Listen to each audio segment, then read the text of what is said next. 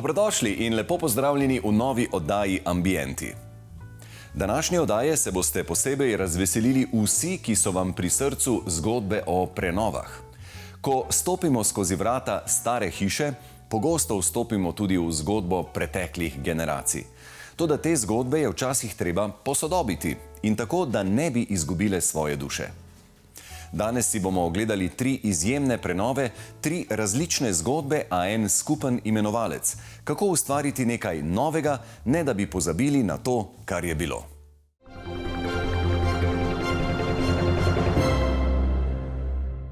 V Voličini smo obiskali hišo iz 80-ih let, ki je doživela temeljito preobrazbo. Z drznim arhitekturnim pristopom, izbiro lokalnih obrtnikov znotraj 15 km in izjemno koordinacijo del so v zgolj 10 mesecih ustvarili prefinjen dom, navzven kompakten in večji kot prej, znotraj pa eleganten, topel in skorajda brezčasen.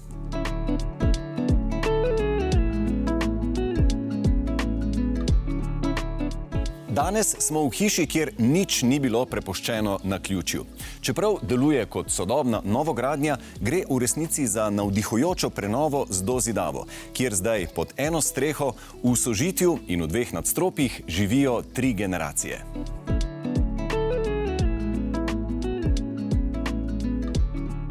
Zlatka in Denis, zdravo, čudovit, spektakularen dom imata in glede na tale končni videz, me najprej zanima, kako to, da ste se odločila za prenovo, ne pa za novogradnjo.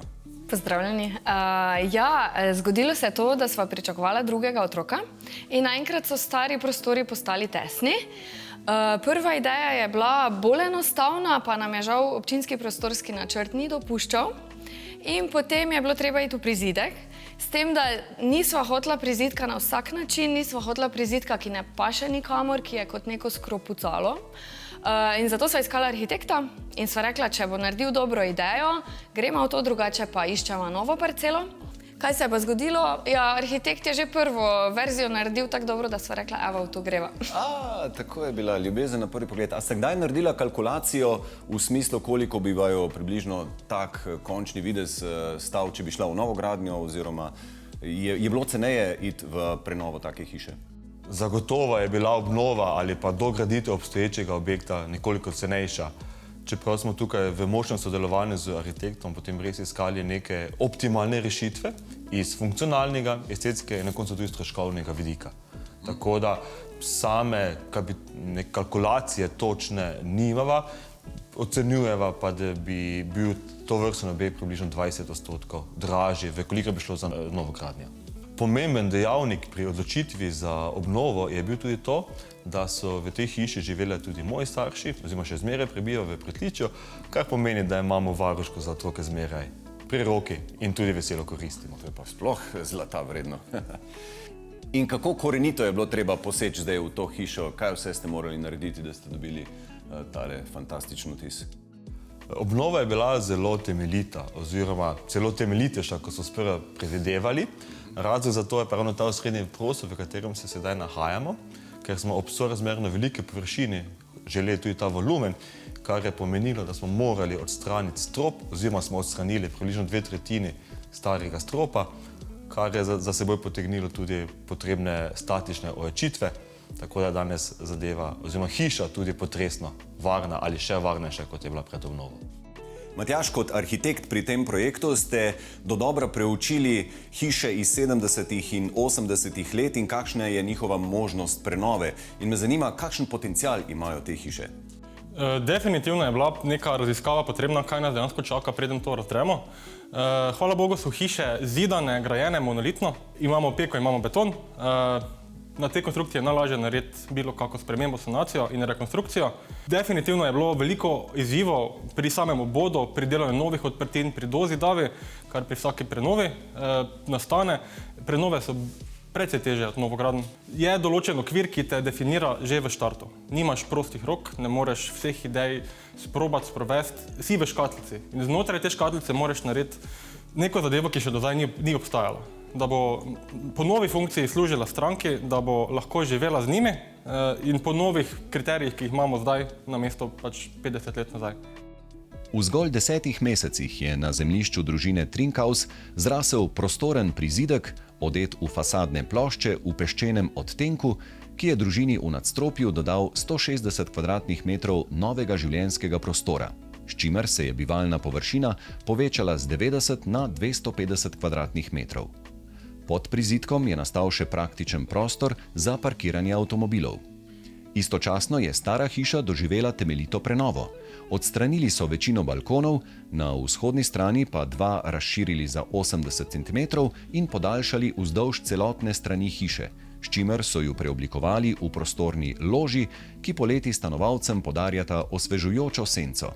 Z dodano toplotno izolacijo, delno prezračevano fasado, povečanjem sončne elektrarne in vgradnjo obsežnih steklenih površin je hiša postala energetsko učinkovita, sodobna, prostorna in prežeta z naravno svetlobo.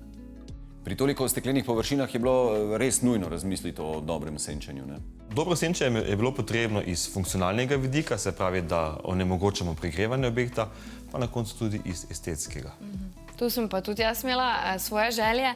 Žaluzije me ne pritegnejo in ko sva te senčila spoznala, se nam je zdelo, da imajo kar veliko prednosti, dosti bolj elegantna se nam zdijo. Igor, pozdravljeni. Naj vas takoj na začetku izzovem. Zakaj pri takile hiši je bolje dati zunaj mehka skrin senčila, ne pa nekaj bolj trdnega, kot neke žaluzije ali rolete? Kar nekaj prednosti je, zakaj bi izbrali skrin senčila. In sicer, ko spuščamo klasična zunanja senčila s trdimi elementi do konca, takrat si v bistvu zapiramo celotno svetlobo, dostop svetlobe v prostor. Tudi pogled v zunanjo okolico si zapremo takrat. Če te spuščamo samo delno ali jih zapiramo samo delno, takrat svetloba na določenih delih še vedno dostopa v naš prostor, postane zelo ostra in pa se blešči. V svetu zunanjih senčil so skrin senčila unikatna in dejansko ne blokirajo svetlobe, temveč jo preoblikujejo. S pravo kombinacijo skrin senčil v našem prostoru lahko dosežemo v vročih dneh celo do 10 stopinj Celzija znižano temperaturo v primerjavi z zunanjo temperaturo, kar pa posledično pomeni, da nimamo potrebe po ohlajevanju prostora za klimatsko napravo in seveda privarčujemo pri električni energiji. Spuščeni skrini preprečujejo poglede od zunaj, omogočajo zračenje in ščitijo pred mrčesom. Prostori, v katerih uravnavamo svetlobo s skrin senčili, ustvarjajo občutek varnosti ter spodbujajo komunikacijo in produktivnost. Obenem pa podpirajo cirkadiani ritem, ki izboljšuje budnost, spanje in hormonsko ravnovesje.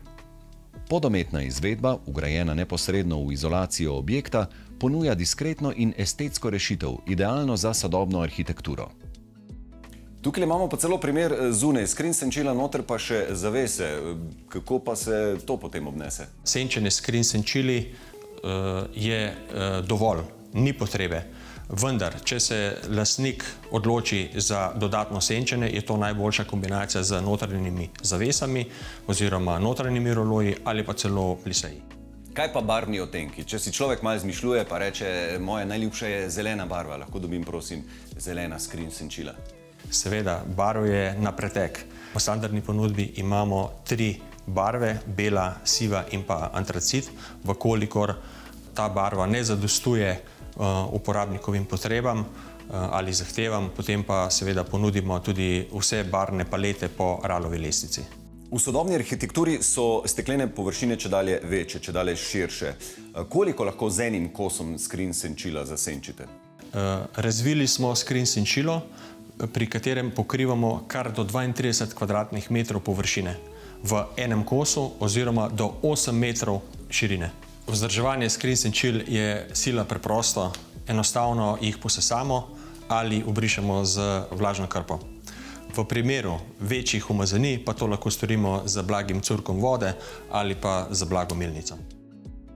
Pri notranjem opremljanju sta lastnika v sozvočju z arhitektom ubrala drzno pot. Nista se ozirala na trende, temveč sta izbrala slog, ki je prefinjen in brezčasen. Kako ste si zamislili razporeditev prostorov po vajni hiši? Tu je pa bilo treba zadeve dobro premisliti, ker je bilo namreč seveda veliko omejitev iz tega razloga, ker je hiša že prej obstajala. Midva sva želela tudi čim manjši vložek, zakaj bi spreminjali stvari, ki delujejo, ki funkcionirajo. Nama je pa bila želja, da je torej cel naš dom sedaj v enem nadstropju in smo v nov prizidek umestili spalni del, 2 otroški sobi in pa to glavno spalnico s kopalnico, z garderobo, vse ostalo je pa zdaj nekako v tem srednjem prostoru, pa galerija tudi spet naredi svoj nek občutek odprtosti, služi tudi kot pisarna, tako da mislimo, no, zadeve funkcionirajo, pa da bojo še nekaj let. Zlatka, drznil si bom to vprašanje. A imajo zlati detajli, ki jih imamo kar veliko v tej hiši, imajo kaj veze z vašim imenom? Ali pa je bil to vaš dotik? Morda na neki nezavedni ravni, pa res. Drugače pa, kaj pa vem, jaz že od nekdaj imam rada te stare stvari, ki imajo zgodovino in se mi zdi, da zlata je taka, ki bo večna, daje eleganco, daje toplino domu in to sva želela doseči. Nisva hotela, da je notranjost preveč sterilna. Je pa bil, to pa moram povedati, kar izziv usklajevati zlate odtenke, ki se pač dobijo, ker različni materiali v zlati barvi delujejo povsem različno. Kje vse ste si omislili pametne inštalacije, pametne pripomočke in kako vam to olajša življenje? Najna želja ob začetku gradnje je bila, da gradimo hišo za prihodnost. Kar pomeni, v tej luči smo tudi iskali pametne rešitve, pametne inštalacije, ki danes celotno hišo povezujejo z svetili, senčili, ki so povsem avtomatski in prilagajajo temperaturi, tudi dnevni svetlobi. Na te pametne inštalacije imamo povezano centralno prezračevanje, tako da imamo v hiši zmeraj svež zrak. Hkrati pa je to prezračevanje povezano tudi z centralno klimatsko napravo, tako da nimamo težav pri temperiranju niti poleti, niti pozimi. In Denis, vi ste bili ta glavni za kuhno, menda, ne? Res je, čeprav je Zlatka, moja žena, tista, ki večino časa kuha, ampak te tehnološke novosti so bile pa nekakšno moja ideja. Najprej brezročajna pečica, senzorska armatura oziroma pipa. Kako to dela? Kako mislite senzorska? Senzorska, se pravi, deluje samo na dotik. To pomeni, da če imaš umazane roke, ne umažeš hkrati po kuhinje. Naslednja želja, pa bom rekel kar moje neko osebno zadoščenje, pa je bil pametni hladilnik. Mi smo želeli pametni hladilnik, kateri omogoča poleg svojih klasičnih funkcij tudi naročilo hrane, predvajanje glasbe ali pa vremenske napovedi. Vse to vam naredi? Vse to nam naredi, ampak še kuha še pa zmeraj žena. Zdi se mi, da tukaj so en zaščitni znak, eni veliki monolitni elementi, kot naprimer tale temen kubus v srednjem prostoru. Ta brutalistični kubus, ki smo ga uporabili, deluje monolitno, deluje brutalistično, saj je v samem centru. Gre za osnovni geometrijski element, obliko, ki je dejansko prisotna skozi obe etaži in ogromno funkcij vključuje in deluje, bom rekel, zelo povezano in minimalistično. Z te strani imamo kuhinjo, z druge strani imamo stopnice, ki nas peljejo v galerijo. Pod stopnicami imamo garderobno omaro in na samem stopnišču, ki je v bistvu nad kuhinjo, imamo še dodatne strnjevalne prostore, ki dejansko pomagajo pri življenju znotraj tega objekta. Moje mnenje je, da point življenja, point bivanja so omare, je shranjevalni prostor. Arhitekt poudarja, da morajo shranjevalni prostori harmonično slediti gibanju stanovalcev in ritmu življenja v domu. S to mislijo je zasnoval tudi otroški sobi, ki sta prostorni, navdihujoči, prežeti z naravno svetlobo in izdelani z izjemno mizarsko natančnostjo. Obenem pa omogočata preprosto prilagajanje pohištva spreminjajočim se potrebam odraščajočih otrok. Domiselnost je opazna tudi v podolgovati spalnici z izbranimi tapetami, garderobnim kotičkom in prostorno kopalnico. Ampak a ni malo zoprno, če je človek tamle na WC-ju na školjki, tukaj pa nekdo v spalnici, pa da se gledata? To pa je funkcija tega pametnega stekla, ki omogoča 2 stvari, in sicer prosojnost, transparentnost, prehajanje svetlobe. Ko pa je potreba po zasebnosti, pa se enostavno s tem prvim gumbom tule? Ja, se doseže mat efekt. Opa, Več na steklu. evo ga, pa si sam na WC-ju. Tako. V spalnih prostorih so skrini iz blaga z manjšo prepustnostjo, da zagotavljajo boljšo zatemnitev. Kaj pa glasnost? Poznam tudi take vrste nekih zunanjih rolet ali pa žaluzij, ki prav sosede še zbudijo, ne samo tiste, ki so v tej hiši. Skrin senčila so izredno tiha, tudi v vetrnih razmerah, zato so idealna za uporabo v spalnicah. Skrin senčilo upravljamo ročno ali preko elektromotorja, tega pa lahko opcijsko povežemo tudi in integriramo z pametnimi domovi. Prednost skrin senčil pred ostalimi zunanjimi senčili, predvsem tistimi s trdimi elementi, je predvsem v tem, da v primeru ujme in toče skrin senčila niso dovzetna za to in dejansko ščitijo okno ter ostanejo fleksibilna, obdržijo svojo prvotno obliko. In prenesejo marsikaj, tudi hude udarce v primeru neke toče. Tako. Matjaž, kakšna je ideja za tem res zanimivim elementom lesenih oblog na hodniku? To je bil na moj največji izziv na tem projektu. Zlatka je imela veliko željo, kako naj rečem, priključiti nek vtis staromeščanskosti z stenskimi štukaturami in z materiali, ki so prisotni. Ni bilo pametne ideje, kako stenske štukature in sodoben stil povezati. Tukaj se pa je pojavila idealna priložnost, da lahko mi v stenske elemente poreskamo noter pravokotni element, v bistvu je sam negativ neke stenske štukature staromeščanskosti in smo ga poglobili in sedaj imamo zelo lepo igro svetlob in sence, ko dejansko se ti elementi poudarjajo. So starši zadovoljni zdaj, ko vidijo svojo hišo v čisto novi obliki? Mislim, da so starši zadovoljni z dve razlogov. Najprej je to, da imamo eno zelo lepo, čudovito družinsko hišo, drugi razlog je pa to, da tudi imata vnuke zmeraj na dosegu. A če bi vi lahko živeli še eno drugo življenje, bi se ukvarjali z oblikovanjem notranjosti? Mogoče. Se mi pa zdi, da ljudje, ki znajo v prostorih najti lepoto, jo znajo tudi v ljudeh, jo znajo tudi v naravi, vsemi. In midva sva želela, da se točno tako počutijo vsi, ki pridejo v najin dom.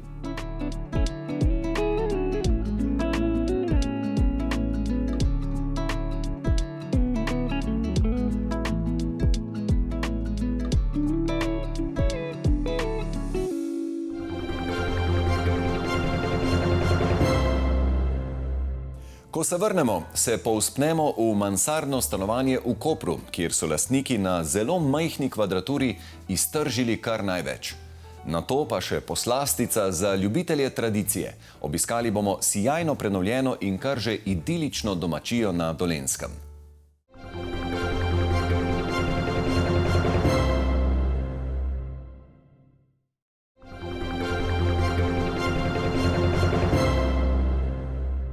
Moški in ženski pogled na ambient sta lahko zelo različna. Tam, kjer eden vidi nekaj starega, neuporabnega, brez perspektive, drugi začuti potencial, optimizem in prihodnost. Nekaj podobnega se je zgodilo našemu gostitelju z Obale. Majhno mansardno stanovanje, ki je bilo prej odlagališče, ropotarnica in delavnica, se mu je zdelo brez smisla prenavljati. A ob ženinem vztrajanju in prigovarjanju je Nejevero počasi opustil. Njena vizija in načrti, ki jih je prispevala arhitektka, so ga navdihnili, da je stanovanje s svojimi mojstrskimi rokami spremenil v dom z edinstvenim čarom in toplino.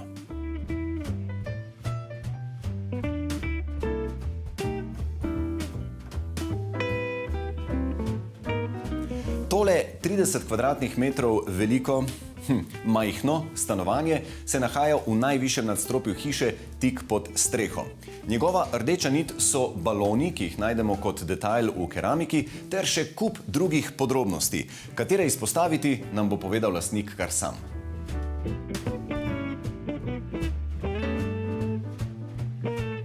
Andrej, zdravo. Najprej me zanima, kakšno je bilo prvotno stanje tegale zdaj čudovitega stanovanja. Stanovanje je bilo takšno, da ko mi ga je žena pokazala, pol leta sploh nisem želel slišati nič o tem. Ja, tako da založeno je bilo, ni se sploh dalo razbrati, kaj bi lahko iz tega izcinili. Potem je pa žena s posebnimi prijemmi in s časom me prepričala v to, da sva to kupila in se lotila adaptacije. Hvala Bogu, torej, da je bil nekdo vztrajen ali pa da je nekdo malo videl dlje in globlje. Tako je, ja. Tako da so se potem lotila in v kakšnih 2 letih sva spravila v bistvu to skupaj. Tako da, evo, zdaj je rešeno. Zdaj, malo glede na tole časovnico, predvidevam, da ste tudi sami zavihali rokave in se česa lotili sami. Mogel sem kot prvo iz finančnega vidika in kot drugo, v bistvu sem pustil službo, da sem se lahko posvetil delu.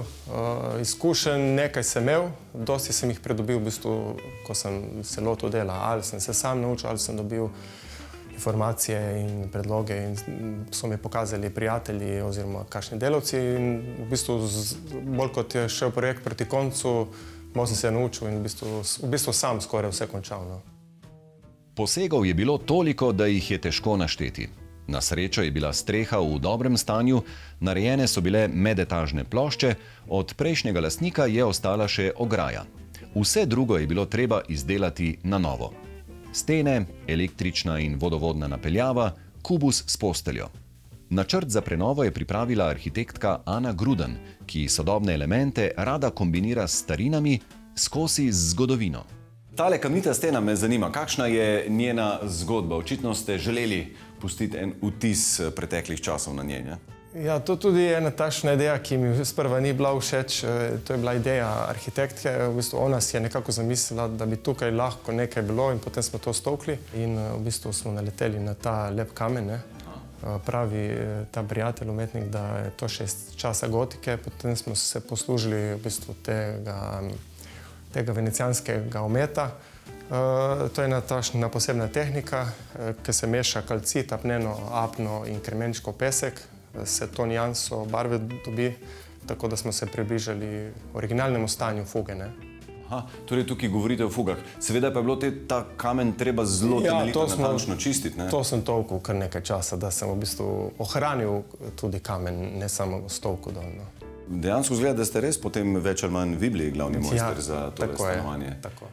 Povejte mi, tele stopnice, kovane, kakšno zgodbo imajo, odkot so? Stopnice smo vozili iz Milana, zdaj njihov originalen izvor mi ni jasen. Predpostavljam, da so iz okolice Milana. No. So zelo stare, leta sicer ne vem. Stare so pa zato, ker ko naredijo poln krog, ne dosežejo niti 2 metra, ne? Tako da se v bistvu moraš skloniti, ko greš gor. Ne? Tako da potem smo jih restaurirali in umestili v prostor. Imeli smo dosti težav, kako bi z višino, ne, da se ne zadaneš in bilo dosti težav v bistvu. Zdaj mislim, da se da pri gor kvalitetno. Pri preostali opremi so stavili na živahnost in barvitost. Stena, ob kateri se po stopnicah povzpnemo v stanovanje, je odeta v nežno pastelno zeleno barvo in polna ogledal, ki povečajo prostor. Ob spalni podest pa so obesili markanten makrame, ki ima 2 vlogi. Po eni strani je dekoracija, po drugi pa zastre pogled v globino stopnišča. A tale kamin za mano je še v funkciji, se ga kdaj zakuri? Trenutno ne. Prejšnji lastnik ga je uporabljal, se prav pač opazil, da ga uporabljal, vendar mi ga ne uporabljam. Jaz sem ga zaprl, tako da žal. Zgolj za okras. Tako je. Vidim, da se kar v parih primerih pojavlja zlata ali pa odtenki zlate barve. Kje vse ste umestili? Ja, v bistvu smo uporabili v ogledalih, v priboru, v kakšni zavesi, v luči. V bistvu smo želeli presekati to staromodno nit in dodati to novo. Ne? Kaj pa tale lestenec, oziroma predvsem vprašanje, kdo to potem čisti? Iskreno, to je pa bolj vprašanje za mojo ženo. Aha, no se ona je rekla, da naj to vprašam. Po moje hotela kaj namigniti. Upam, da ne.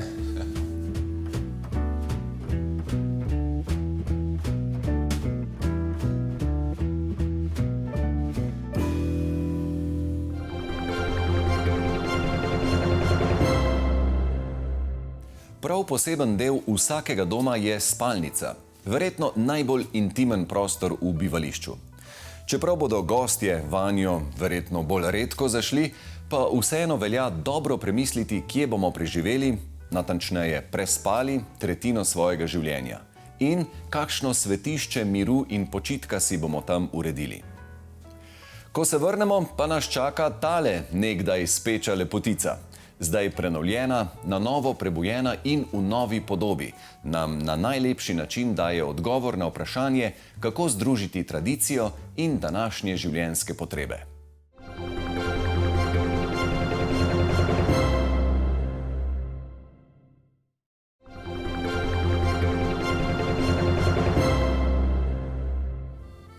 Se še spomnite krasne Franckine hiše, najstarejše hiše na Kozjanskem, ki smo jo obiskali pred časom? No, njena lastnica se je lotila še enega navdihujočega projekta, in sicer domačije pri Štefki, ki se nahaja v vasi Most v srcu Dolenjske. Glavna hiša na posestvu je bila že ob nakupu v dobrem stanju, česar pa za tradicionalni toplar in skedenj ne bi mogli trditi. In prav ta dva sta lastnico prepričala v nakup.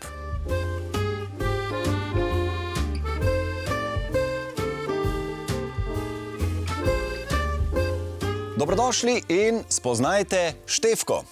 Tako ime namreč nosi tale idilična in sijajno prenovljena domačija na Dolenjskem. Ali je do njene zdajšnje podobe ter do njene nove zgodbe pripeljal bolj razum ali bolj srce, bomo vprašali kar lastnico.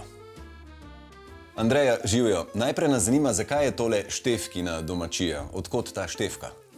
Ja, ime sem ji dala po mojemu pokojnemu očetu, ki mu je bilo ime Štefan, ampak se mi je zdelo, da ime Štefka gre bolj v ušesa, zato sem ji spremenila spol.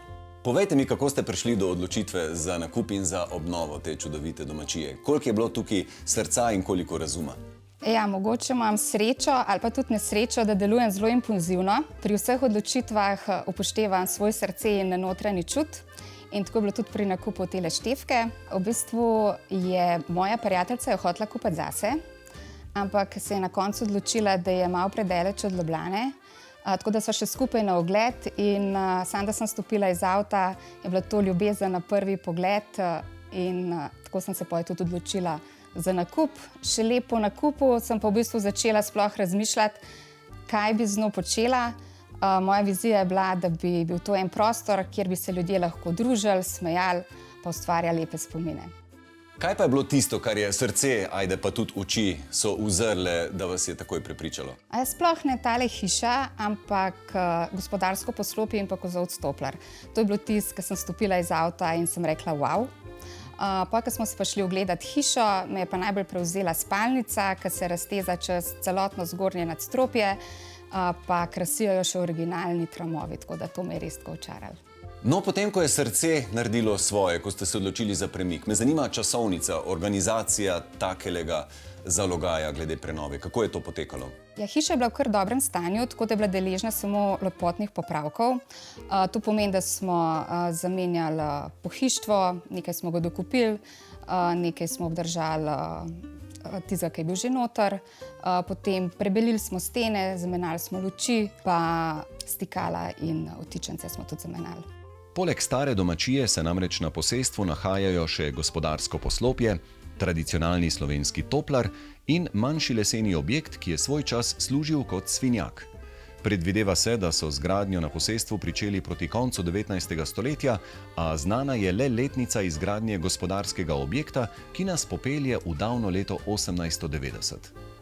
Če pa je bila hiša kljub starosti v dobrem stanju, tega za toplar in gospodarsko poslopje ne bi mogli trditi. Zato je lastnica kaj kmalu po nakupu začela kovati načrte za njuno obnovo, v sklopu katere so toplar povsem razstavili ter zamenjali večji del lesa, istočasno pa so poskrbeli tudi za novo kritino. A najti prave delavce je bil vse prej kot enostaven projekt. No in tole je posebna zvezda vaše domačije, ne? Tale objekt. Ja, v bistvu glih ta objekt pa toplar sta bila te dva, ki sta me prepričala v nakup. In zdaj tukaj vidimo veliko novega. Kakšno stanje je bilo prej tole? Ja, zelo sta bila v ubogem stanju, tako da sem se v bistvu bala, če ta sploh prvo zimo preživela. Ojoj. Ja, tako da je lani sta bila oba deležna kompletne prenove. Kako je bilo pa, Andreja, z iskanjem mojstrov za takole prenovo? Ja, to je bil pa en svojevrsten izziv. Kar nekaj časa sem rabila, da sem našla nekoga, ki se je bil sploh pripravljen spoprijeti s takim projektom. In kako potem zahtevno je bilo? Je vmes kaj pojamral ta mojster? Že dalj časa sprejema take projekte. Tlele na samej lokaciji so montirali 2 do 3 tedne, večina del so pa že prej naredili v delavnici. No in tukaj je še en, ki ste mu očitno dali novo življenje, a ne? Tale toplar. Ja, sigurno bi bilo najcenejše, da bi ga podarili, pa na novo naredili. Ja. Ja, ampak moja želja je bila pač, da se ohrani čim več teh starih delov. Tako se zdaj tle lepo vidi ta miks starega lesa in pa na novo dodanga. In tale novi les bo tudi še kar nekaj časa preživel, ne? Za koliko časa je to Ja, zdaj? obljubili so mi, da saj še 3 generacije. No, kaj pa je zdaj tale ljubka hišica, ki ni hišica za kakšne palčke, ne? Ne, to je bila pa hišica za prašičke, to je svinjak, ki je pa še čist v originalnem stanju, tako to pomeni, da ga nismo čist nad spremenjali. Wow. Veš, kaj bi jaz rekel, da je svinsko lep. Ja, se strinjam. Navduši pa tudi notranjost glavne hiše, ki je bila sicer predtem deležna prenove, zato je Andreja kaj dosti tudi ni spreminjala. Le interjerju je vdahnila domačnost, tudi s pomočjo krasnih izdelkov slovenskih ustvarjalcev. Pohištvo v kuhinji je v celoti zamenjala in povečala delovno površino, s tem, da je umestila kuhinjski otok in dolg pult, ki se vije čez celoten prostor. V interjerju se sicer novo pohištvo lepo dopolnjuje s starinskim, ki v prostor vnaša pridih topline in spomin na preteklost. In potem v celi vaši hiši najdemo res veliko posebnih kosov. Kje ste jih našli, kako ste z njimi opremili tole vašo štefko? Ja, notranje opremljanje je tudi moja strast. Zelo rada kombiniram vintage kose z novimi. Tole mizo, no jaz jo imam za mizo, tole skrinjo sem recimo dobila na ljubljanskem Bošjaku. Wow. Potem luč, pa določeni kosi tlele so od slovenskih rokodelcev, ki jih zelo rada podpiram. Nekaj kosov pa sem tudi kupila v klasičnih trgovinah. Zdaj pa se z nama sprehodite po štefkinih prostorih, v katerih se skriva nemalo posebnosti. Wow, to pa je ostrešje. To je pa dober tesar bil, Andreja, ki zgleda, kaj da je staro. Ja, takih več ni, veš. Ok, to je očitno ena stvar, ki ste jo pa morali želeli ohraniti. Ne bi bil greh karkoli tole spreminjati. Ja, to je ena stvar, ki mi je res tako naredila wow efekt, ko sem prvič prišla v to hišo. Koliko je bilo pa dela, to ste verjetno fajn očistili in tako pustili? Ne, dejansko je bilo že v takem stanju, ko sem kupila. In ste se odločili za en velik odprt prostor, nobene stene. Ne vem, se mi zdi, da je to lih en čar tega prostora. Wow, kakšna je zgodba kopalnice? Je bila že tukaj prej kopalnica? Ja, bila je že, meni se zdi, da je največja posebnost tale krušna peč. To je res noro. Mislim, a so kdaj imeli v starih hišah krušne peči v kopalnico? Ja, očitno, drugače ne bi bilo. Wow. Za kurs je sicer v kuhinji, ampak greje pa ta prostor. Druga posebnost so mogoče lesena tla, ampak ko vidiš tukaj na delu, kjer se vstopa in izstopa iz banje, je keramika, tako da voda ne more poškodovati lesa. Odkot je tale kos? No, to sem hotela reči. Tale recimo je iz ljubljanskega Bošjaka. Wow. Zamenjala sem tudi tale ogledalo, pa tako kot tudi v kuhinji sem zamenjala luči, stikala in pa vtičence, pa spet določeni detajli so pač od slovenskih rokodelcev. Izdelki slovenskih rokodelcev dodajo še piko na i hišici, ki je zgleden primer velike ljubezni do ohranjanja slovenske tradicije in dediščine naših prednikov. V svetu, kjer je staro pogosto spregledano in kaj hitro zamenjano za novo, so ti projekti odličen opomnik, da arhitektura iz davne preteklosti v sebi nosi nekaj, kar bomo zaman iskali v novogradnjah. Posebna pohvala torej njihovim srčnim lastnikom, ki se tega še kako zavedajo. In zdaj, Andreja, če vas je tukaj vodilo srce, da ste šli v tako stvar, v nakup in prenovo, ogromno dela si predstavljam. A vam je kdaj bilo žal za vse to? Ste kdaj vmes rekli, joj, kaj sem si jaz s tem nakopala? Ne, nikoli. V bistvu, ko se peljem takole po naši lepi Sloveniji in vidim hiše, ki propadajo, me prav srce boli, ker se mi zdi, da te stare hiše vse nosijo eno tako posebno toplino in se mi zdi, da je trud na koncu pa vas poplačan. Torej vam štefka vrača ljubezen? Definitivno.